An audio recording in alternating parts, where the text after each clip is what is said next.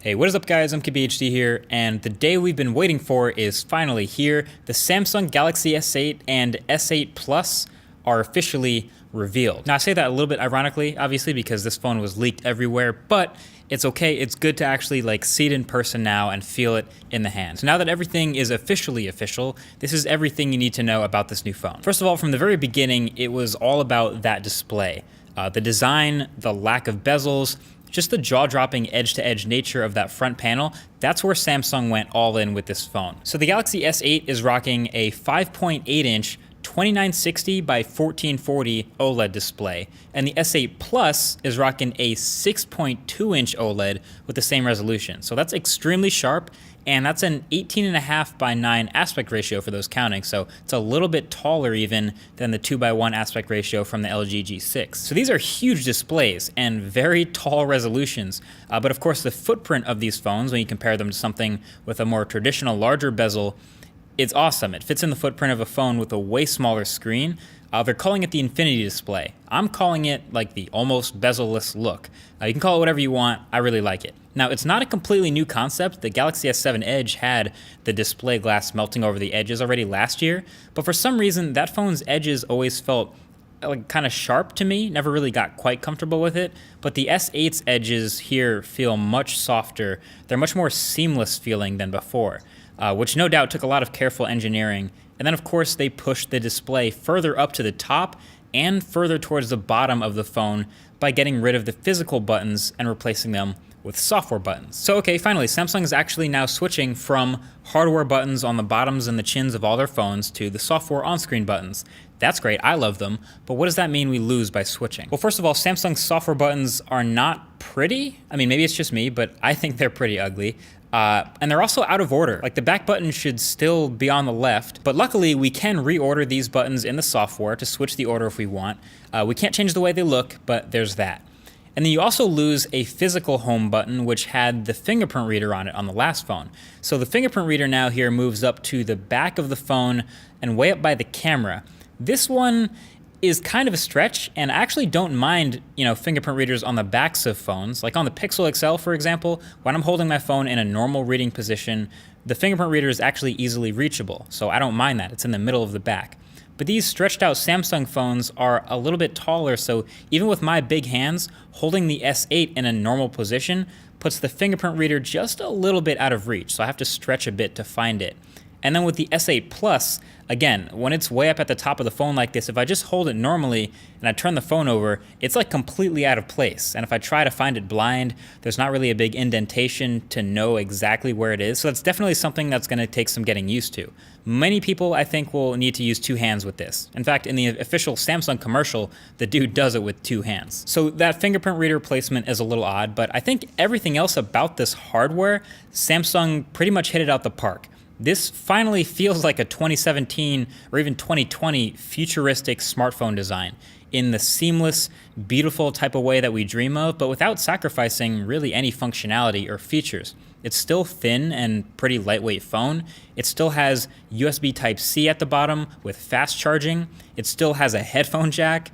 It's still fully IP68 water resistant, still has wireless charging, still has a micro SD card slot for expandable storage. And with all that sandwiched between the sheets of metal and glass, the Galaxy S8 will also have pretty much some of the best specs you can find in any Android phone. So Snapdragon 835, 4 gigs of RAM, first phone in the world with Bluetooth 5.0, and it brings the iris scanner also back from the dead from that Galaxy Note 7.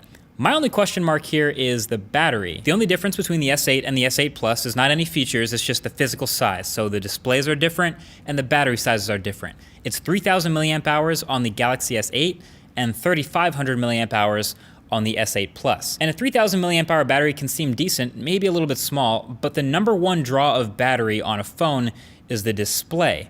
And it's so easy to forget while holding that this is a 5.8-inch display. It's huge.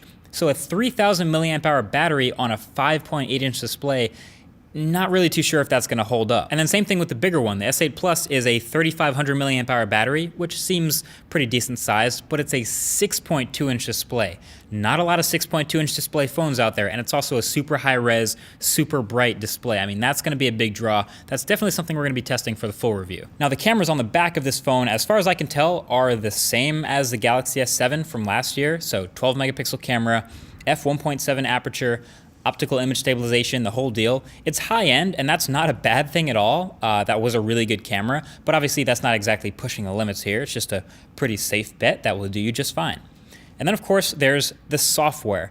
A lot of people have mixed feelings about this stuff, including me. Obviously, I like stock Android, and this is not that. This is Samsung's UX on top of Android 7.0 with all their slightly redesigned, colorful icons and launcher and everything here.